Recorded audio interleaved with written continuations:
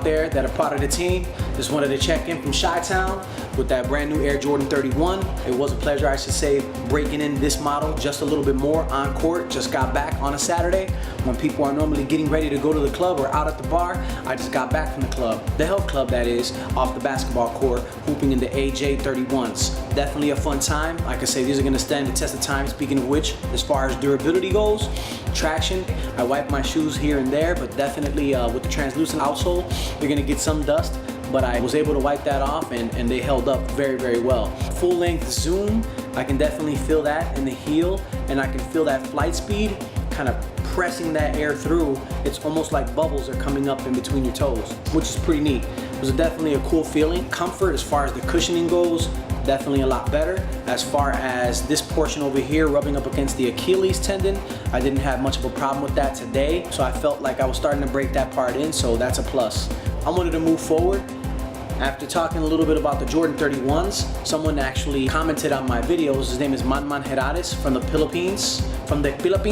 Wanted to send a big shout out to him for inspiring me to create this next video for all of you guys out there. His question was, PRism, what are your top 3 performance basketball shoes? It was a good way for me to be able to go back and look at some of the older shoes that I had that they no longer sell, and if they do, they're in sizes that are not your usual sizes, with the caveat that I'm limited to the shoes that I actually purchase myself. Unfortunately, I don't get shoes shipped on into me to be able to review for you guys, so these are all shoes that I purchased on my own.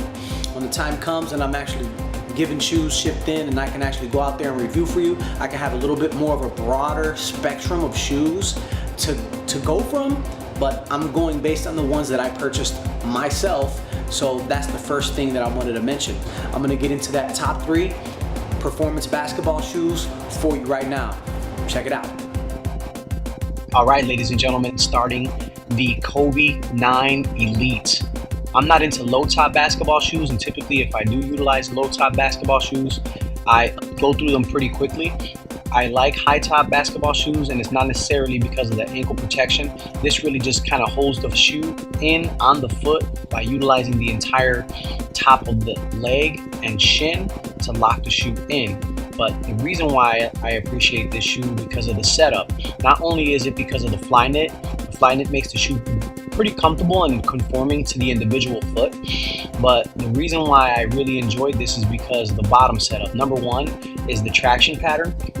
As you can see, it's pretty much set up to the toes, the balls of the foot, and then it rotates down into this heel portion here, which is actually very soft to the touch. So that complements the setup on the inside, which is not a full-length air sole like we're normally seeing, for example, with the Kobe 10 Elite that we have here.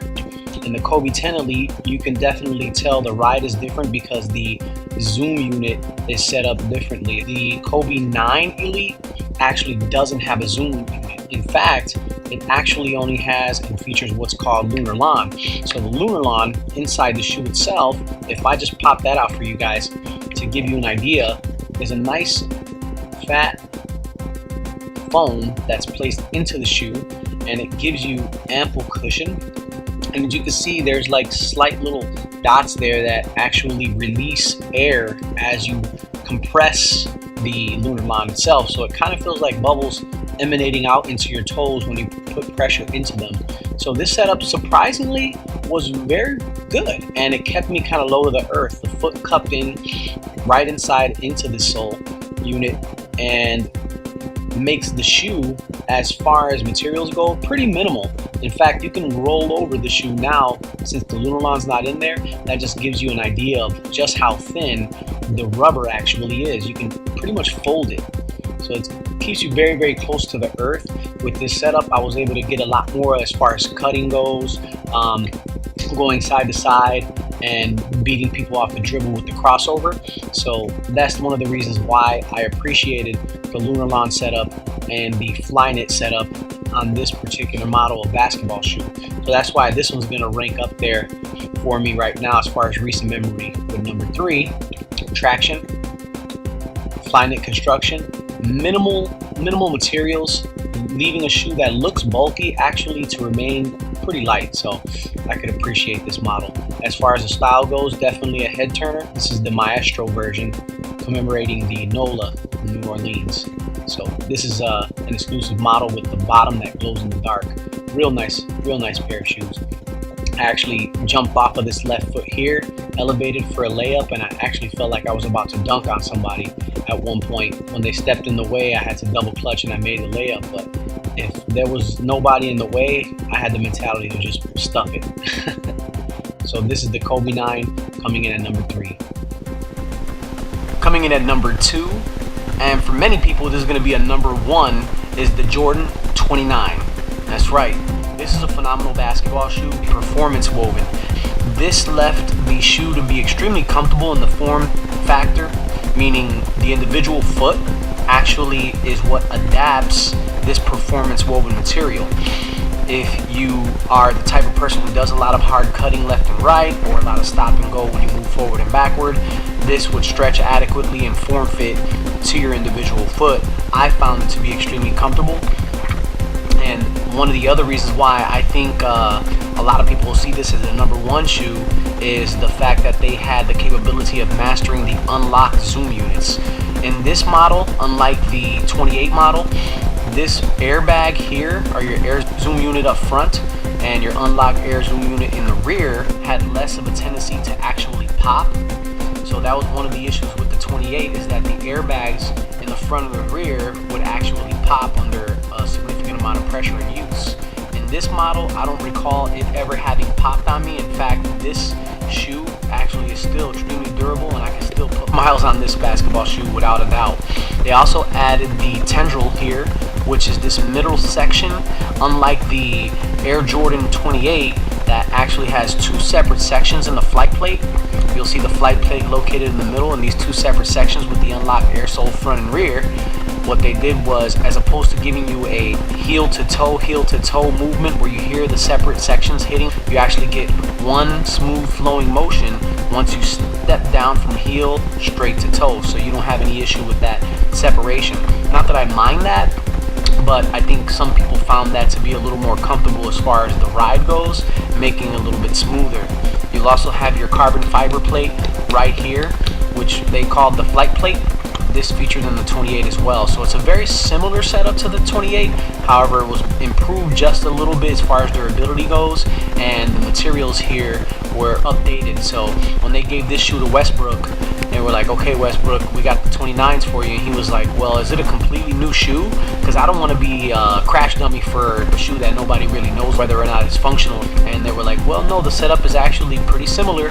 What we did was we just added a couple of things to try to improve the performance, and you know, he got a thumbs up on that one, and so did MJ, obviously, because we were able to get this model approved by the man, and that's Mike. So this is the AJ29, Air Jordan 29. This comes in at number 2, and again, as I mentioned, it's going to be number 1 for a lot of people, and I would say with good reason. But the reason why I selected the other shoe as number 1, the Air Jordan 28, the one I was just showing you a little bit earlier. Why the Air Jordan 28? Well, for some reason, out of all of those shoes, I was able to obtain probably about 4 or 5 pairs of Air Jordan 28s. I have the Why Not model, which you can drop. You know, it's a convertible drop. You can drop it kind of like Converse, where you can wear those up or drop those down. I was able to obtain about 5 different pairs of Jordan 28s, one of which is actually the SE version. It's still a high top, but it doesn't have this veil that you see here that kind of locks you into the shoe. You have the red, the fire red, or the gym red, some people call it. Matches the actual sleeves that I have on right now. That elephant print, I like to call these cement. They're gray and white. And of course I had a pair of Mellow 29s, which also feature that unlocked air zoom unit right here, as well as the flight plate. So a very, very similar setup on the bottom portion with a different style on the top. The reason why I actually went with this as number 1 is because obviously, having purchased 5 or 6 different pairs of this shoe, there was something about this particular model that I enjoyed a lot. Having these on court, I got some pretty decent reactions with this particular colorway, but I would say I had the most reaction to the red with the white bottom. Phenomenal looking shoe. The carbon fiber plate, you got the carbon fiber heel counter here in the back, which really works well to lock you into the shoe.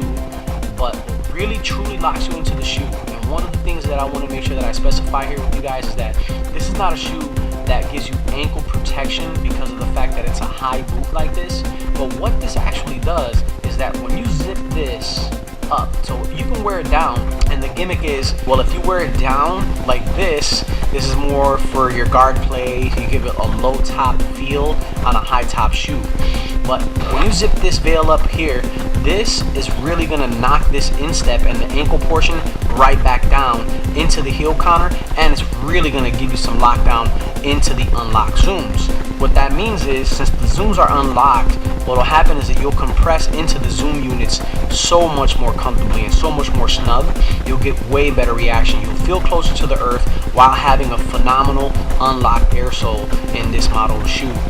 I equated this with kind of a dancer or a ballet shoe, or sometimes salsa dancers wear shoes that actually have a separate portion in the front and one in the rear. The middle portion here never actually touches the ground, and that is true with the 28. That never really touches the ground. In fact, the flight plate has basically no touches or scratches on it whatsoever. This never really touches the ground. And then if you notice, the traction pattern on this, second to none. I don't give out 10s on very many pairs of shoes, but I would definitely tell you this is a 10 on this model. The only downside of it is that it does pop, so that's one of the things that a lot of people had complaints about regarding the unlocked air sole pretty much giving in. You'll notice that this model actually popped, but I have quite a few models that are still legit filled with air. They do last, but if you put miles on them, eventually they will give way. You pop the front or the back, it depends on how you perform and how you use them. I would say this will be the #1 model for me. Why? Because I think I own the most pairs of 28s, so something about that has to reflect on my decision-making process regarding why I made this the #1 basketball shoe in my opinion. Maybe that helps you to decide whether or not you want to get a 28, 29, a 30, or a 31. But if you can get your hands on a 28 still, I would definitely suggest go for it. It's a phenomenal basketball shoe. Again, looking at it when it's not on foot does not reflect what it looks like on foot. Okay, so definitely before you make that decision, if you have the ability to go in and try it on, give it a shot, try it on. This is a great basketball shoe to play in. Light, very minimal material, nylon. You'll notice on the inside you have a nice soft cotton tongues, not made out of leather, super light. You'll notice the materials on the inside are also nylon, super light. Fingers that kind of wrap around and give you that lock in to the shoe when you tie up the shoestrings. Very little material used in this, so actually a very light shoe and a very good performing shoe. That'll definitely go ahead and get my #1 vote, your Jordan 28. Boom, bam, pick your colorway, drop the top, whatever you want. #1. So once again, I want to send out a big salamat to Manman Herares from the Philippines for giving me the inspiration and asking me that question: what are my 3 top performance basketball shoes? #3 are Kobe 9 Elite. The fly knit, the high top, the style, the glow bottoms, the traction pattern, the lunar line, close to the earth, cuts, agile. #2, and which will be #1 in a lot of people's opinion, are Jordan 29. Woven technology, form-fitting, ultra comfortable, mastery of the unlocked air sole, traction pattern, performance, top of the line. #29. This comes in at #2. Why #1? Air Jordan 28? Well, based on the fact that I have purchased so many different pairs of the Air Jordan 28, that had to have something to do with my decision-making process and why I chose this to be the #1 shoe. The unlocked air sole. The veil, which doesn't act as ankle support but acts as lockdown, giving you that suction into the unlocked air sole, which gives you a great deal of performance, where you have the sensibility of having that air sole unit while simultaneously feeling close to the earth. This shoe, phenomenal. #1. Salamat. PRism, over and out.